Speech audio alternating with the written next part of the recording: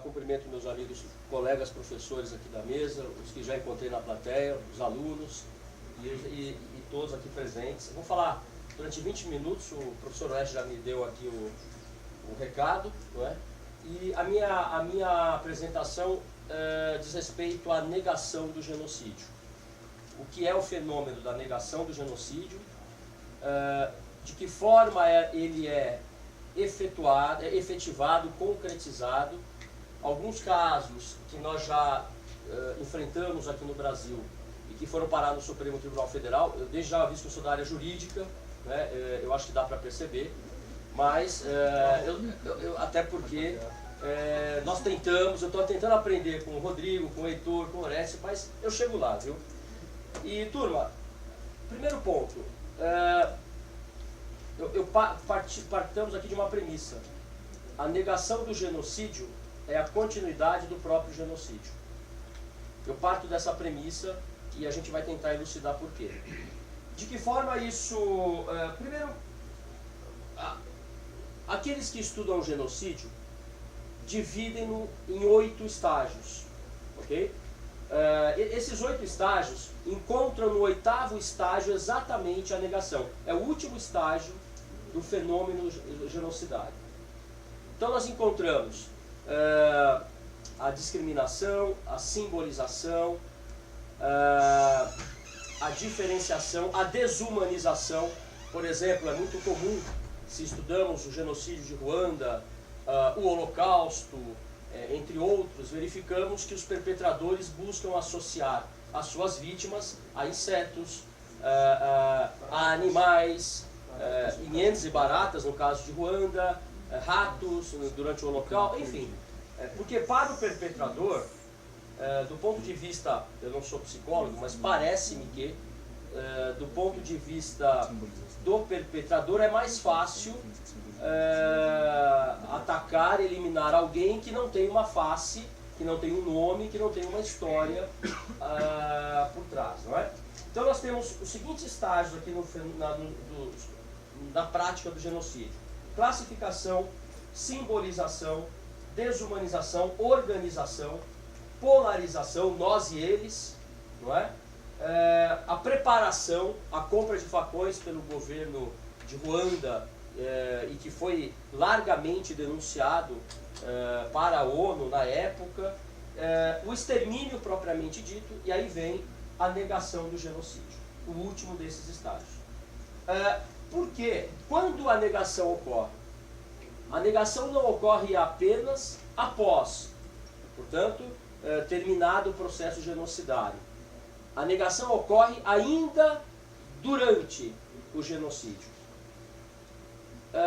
Da seguinte forma: explicações à comunidade internacional, e este fenômeno é verificado para que se evite, por exemplo, a responsabilização perante as normas internacionais hoje vigentes, não é isso? Então, durante o Holocausto, era comum a alegação de que os judeus que estavam desaparecendo das cidades, afinal de contas, onde é que foram parar? Foi parar uma das maiores colônias judaicas, que era da Alemanha. Onde foram parar os judeus da Polônia? Era, salvo engano meu, a maior colônia judaica da Europa, era a polonesa, né? Onde foram parar? Foram para campos de trabalho.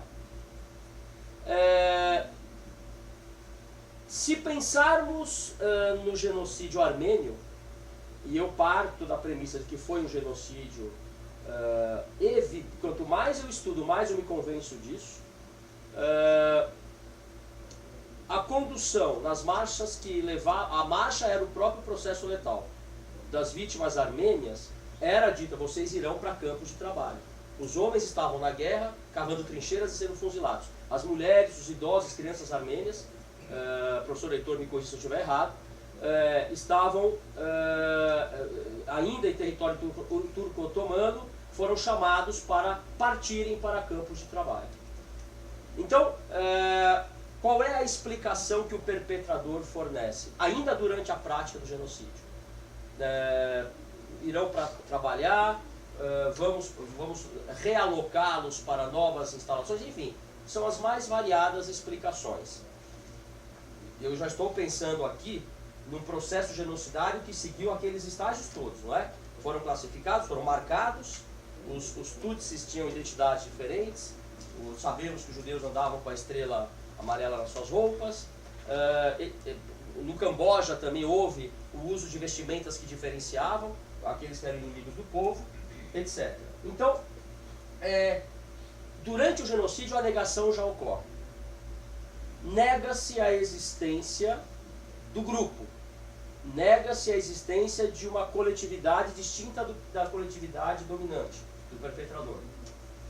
Após o genocídio, ela prossegue por outras formas. E a gente vai verificar algumas dessas condutas pós-genocídio, como ela ocorre. Hoje nós encontramos um sistema internacional que busca punir o crime de genocídio. Vamos lembrar aqui que o professor Rodrigo acabou de mencionar,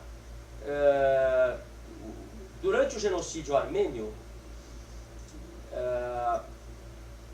após o fim da Primeira Guerra, tentou-se realizar um primeiro tribunal para julgamento do Kaiser. Como no direito internacional prevalecia a visão de que os estados é que cometiam as ações e não os indivíduos, o Kaiser foi mantido na Holanda, que recusou a sua extradição sob a alegação de que foi, na verdade, o Império Austro-Húngaro, a Alemanha, que praticaram esses atos. Não foi o Kaiser. Então não houve uma primeira apreciação internacional dos crimes praticados. Já existia, sim, a expressão crimes contra a humanidade. Já se falava em crimes contra a humanidade, mas não houve um julgamento. Na Segunda Guerra, com o Tribunal de Nuremberg, isso começa a mudar porque os indivíduos passam a ser julgados. O Rafael Lemkin, ele não saía do tribunal lá da corte lá em Nuremberg, tentando com que os juízes pelo menos citassem a palavra genocídio ao longo do julgamento. Foi citada, mas não era uma das acusações formais, até porque não era ainda reconhecido como o pior de todos os crimes. Não é? As acusações foram crimes contra a humanidade, crime contra a paz, crime de conspiração e crimes de guerra, esse sim baseado nas leis de Genebra que já vigoravam. Mas foi o primeiro julgamento, não é? Mas não se falou em genocídio. Isso nós vamos até os anos 90, já para os tribunais ad hoc, ou seja, aqueles tribunais não permanentes que vão tratar de Ruanda e da ex-Jugoslávia, já falando em genocídio, não é isso? E aqui, entendo eu, foi dado um passo para o reconhecimento de que não é possível, diante de provas tão claras, tão cabais, negar-se, o que os revisionistas, chamados revisionistas, falam, negar-se,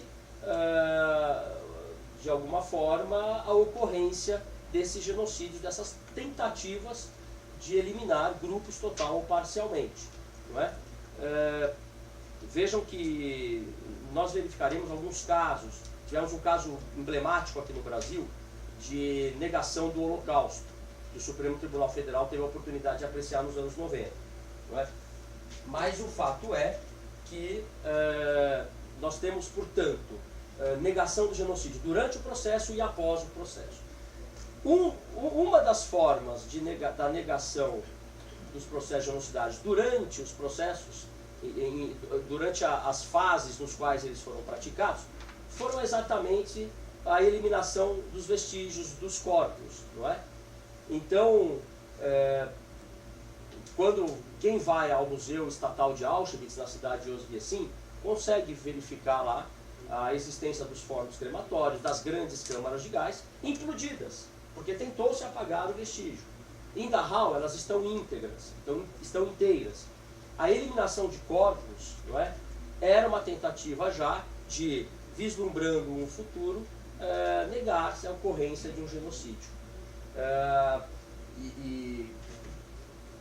No caso, é possível, inclusive, os nazistas não conseguiram eliminar esses vestígios todos, mas é possível verificar-se ainda na Polônia, em Majdanek, uma pilha gigantesca de cinzas humanas. É preciso conhecer esses lugares, e eu mostro aos meus estudantes, a gente procura trabalhar essas ideias todas, para exatamente eles possam diferenciar e identificar imediatamente um processo de negação do genocídio, para que isto seja sempre discutido, lembrado, né? Ainda que ocorram dúvidas sobre o Holocausto, o genocídio armênio, se o Camboja, se são ou não genocídios como o Holocausto, que é considerado o genocídio, por alguns estudiosos, o genocídio, como é que eu posso afirmar, na sua ideia, na sua concepção mais metódica e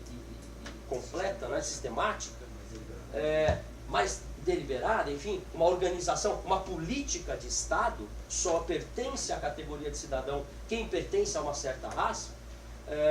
Ainda que existam discussões, o fato é que quando se trabalha a verdade e a memória de uma prática, de um massacre, seja ele um genocídio do ponto de vista jurídico, sociológico, histórico ou não, cria-se um ambiente favorável à rejeição de um discurso que surge sem que as pessoas percebam.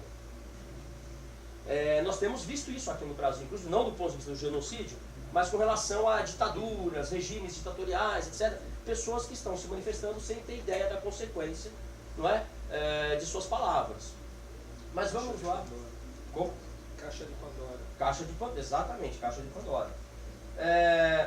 Outra característica da negação do genocídio é que ele persiste por décadas. Vejam, agora em abril completaremos 100 anos do início, 25 de abril, se não me falha a memória, de 1915, do início do genocídio armênio. Aqueles que não concordam que se caracteriza como genocídio, eu peço, com todo respeito, para mim foi um genocídio, não é? Por isso eu me refiro ao genocídio armênio. Mas, e até hoje, é uma polêmica no plano internacional. Vejam, na Turquia, se você afirmar que houve um genocídio armênio, você sofre as sanções da lei. Na França, o Sarkozy, há pouco tempo, antes de disputar as eleições, havia aprovado uma lei dizendo que quem negar o genocídio armênio pagará uma multa, acho até que havia uma pena de detenção. Claro que o Conselho Constitucional da França declarou inconstitucional, que isso cerceava a liberdade de expressão, não é? Mas a questão do genocídio armênio até hoje está em debate, não é? Nós veremos que a negação desse genocídio pelo que restou do Império Turco Otomano, que hoje é o Estado da Turquia, é de que na verdade eles morreram porque havia uma guerra em curso, e veremos que esta é uma técnica de negação do genocídio também, não é? Mas isso prossegue por anos, décadas, enfim, e o mais importante, com impactos sobre as novas gerações, não é? São impactos que ocorrem do ponto de vista individual, emocional, coletivo. Eu tive a oportunidade de travar contato com alguns estudantes e professores da Turquia, de origem armênia, e pude perceber o quanto isso os afeta em relação às suas vidas, à memória dos seus ancestrais, e enquanto não se põe um ponto final e se discute a verdade do que ocorreu, e a memória, Hannah Arendt já falava isso, a memória é muito importante para a estabilidade democrática. Como se alcança a memória? Através do reconhecimento da verdade, não é? Do que foi feito. Eu não estou falando de vingança contra perpetradores, até porque isso não é possível, por exemplo, no caso do genocídio armênio. Mas do estabelecimento de uma verdade que levará à sedimentação da memória coletiva, reparação simbólica das vítimas, ou não apenas simbólica, e reformulação das instituições políticas, não só nacionais, mas no plano internacional. Assim você pode pensar num regime democrático mais estável, não é? E isso só é feito quando a partir do momento em que reconhecemos que uma conduta genocidária foi praticada há muito tempo atrás, ou de forma, ou há pouco tempo, não importa, na linha da história, mas é importante que se reconheça, através da pesquisa, através dos depoimentos, não é? Essas práticas. O Brasil, com as devidas mudanças e proporções, hoje se defronta com a discussão sobre o que aconteceu no regime militar. E a gente está pensando aqui em pôr uma pedra, pôr uma pedra não no sentido de esquecimento, mas resolver em relação a perpetradores e vítimas, não é? Do ponto de vista do que ocorreu, não é? Esta relação com impactos coletivos. Não é? Técnicas da negação do genocídio são todas previsíveis. Não é? E aqui eu lembro o professor Gregory Stanton, da Genocide Watch, que é um dos professores nessa área com quem nós mais trocamos ideias, não é? Com os grupos que o seguem. Primeiro, negativa da ocorrência de assassinatos em massa. Não ocorreram assassinatos em massa. Os revisionistas dizem o seguinte sobre o Holocausto: não era possível eliminar tantas vítimas judias, ciganas, como teria ocorrido em Auschwitz. Sim, era possível. O próprio comandante de Auschwitz, Rudolf Höss, foi chamado a Nuremberg para depor, em princípio para depor como testemunha de defesa do chefe do aparato policial nazista, e quando indagado como era a dinâmica de eliminação das vítimas em Auschwitz, ele disse claramente: eu tinha 4 crematórios, grandes câmaras de gás, que estão hoje parcialmente implodidos, porque os nazistas, como eu disse, tentaram apagar esse vestígio, e era possível eliminar até 10 mil pessoas por dia. Então, vejam, a máquina hoje constatável visualmente, não estou nem falando de pesquisadores, o público visita Auschwitz todos os dias, milhares de pessoas por ano, percebe claramente o que ocorreu ali, não é? Sem contar outros objetos criados, fabricados, manufaturados, não é? A partir da morte do ser humano, da destruição do ser humano. Minimização das estatísticas. Imagina, não morreram 6 milhões de judeus. Não morreram 6 milhões. 1,5 milhão de armênios? Não é possível isso. Esse é um discurso muito comum dos negacionistas. Salvo engano meu, 6 milhões é o número que foi constatado. Não é? Não é possível saber com precisão quantos foram eliminados. Não é isso? Então, esse é um outro ponto muito comum na negação do genocídio. Terceiro ponto, o bloqueio do acesso aos documentos e a testemunhos. Também, não tanto depois da queda do Muro de Berlim, em que houve uma facilidade maior para os pesquisadores conhecerem os arquivos da extinta União Soviética, mas nós enfrentamos no Brasil, por exemplo, algumas dificuldades nas comissões da verdade. Repito, não estou aqui comparando a ditadura brasileira com o genocídio ocorrido na Europa. Não é isso, eu estou apenas mencionando um fato. O bloqueio a documentos e a testemunhas é uma técnica que permite a negação ou não conhecimento da verdade, não é? Intimidação ou eliminação de testemunhas oculares. Hoje a maioria das testemunhas já talvez não estejam entre nós, não é? Ou são muito idosos. Muitos depoimentos, graças a Deus, foram gravados, não é? Para as futuras gerações entenderem o que aconteceu, mas essa intimidação também ocorreu bastante, até por parte de grupos extremistas. Nós mesmos já tivemos a chance de receber alguns e-mails de ameaça quando, diante do nosso trabalho de esclarecimento do que ocorreu, porque a juventude não sabe exatamente o que ocorreu. Quando nós fazemos algumas palestras, nos apresentamos em público, a surpresa por parte da audição é relevante. Muito importante, a estruturação e a articulação de estruturas privadas, não é? Voltadas para a negação do genocídio. Mais especificamente, depois eu até mando para vocês esse PowerPoint que eu montei aqui. O caso... Oi? Já deu 20 minutos?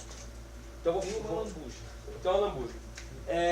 Mais especificamente, no caso do Brasil, ficou famoso o caso Elvanger nos anos 90, o habeas corpus 82424, dígito 2, julgado pelo Supremo Tribunal Federal, no qual o senhor Elvanger, Zygmunt Elvanger Kastan, tinha uma editora Revisão. Ele publicava livros, não é? O mais famoso foi Holocausto Judeu ou Alemão, os bastidores da mentira do século, e nesse livro ele negava o Holocausto. Basicamente... Só um detalhe, essa editora, durante os anos 80, entrando nos anos 90, ela chegava a ter stand na Bienal do Livro. Não, comprava-se em qualquer livraria. Eu me lembro, porque eu comprei o livro nos anos 90, na João Mendes, numa livraria. Quando o Ministério Público do Rio Grande do Sul oferece uma denúncia por racismo, e aí, se valendo de 2 precedentes dos Estados Unidos e da Inglaterra dos anos 80, esse senhor afirma o seguinte: o projeto Genoma provou que só existe, do ponto de vista biológico, científico, uma raça no mundo, que é a raça humana. Portanto, os judeus não podem dizer uma raça. E eu não cometi, portanto, o crime de racismo. Essa foi uma lógica criada já nos anos 80 no Hemisfério Norte. Ele usou, claro que o STF não engoliu essa. Um ministro engoliu essa. Mas a definição foi de que o racismo é uma questão sociológica.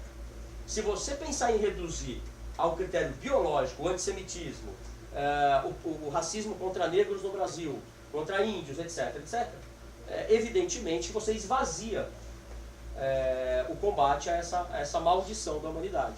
Mas o fato é que ele foi condenado, não é? Os livros proibidos à venda, e o STF estabeleceu o seguinte: a liberdade de expressão, que é um direito sagrado nas democracias, encontra o limite, a incitação ao ódio. Quando você incita, através do discurso, a negação do Holocausto, foi utilizada neste livro e outros que ele publicou como incitação ao ódio contra a comunidade judaica. Assim como recentemente nós pudemos ouvir, aí é uma opinião pessoal, não é? Quando se diz eles lá e nós aqui, eles bem longe da gente, vão se tratar bem longe da gente, isto é uma incitação, porque nós somos a maioria e eles não, é o nós e eles, a polarização que o professor Gregory Stanton menciona nos seus 8 passos. Não é? Eu estourei até a lambuja agora, né? Eu fico aberto a perguntas. Eu peço desculpas porque eu vou ter que realmente sair para correr agora para outra universidade. Mas eu vou deixar meu e-mail, professorflaviobastos@gmail.com, para quem quiser mandar alguma questão. Mas os meus amigos, meus queridos colegas me representarão bem aqui. E depois eu mando a apresentação para quem quiser. Ok? Estourei o tempo mesmo? Muito obrigado, pessoal.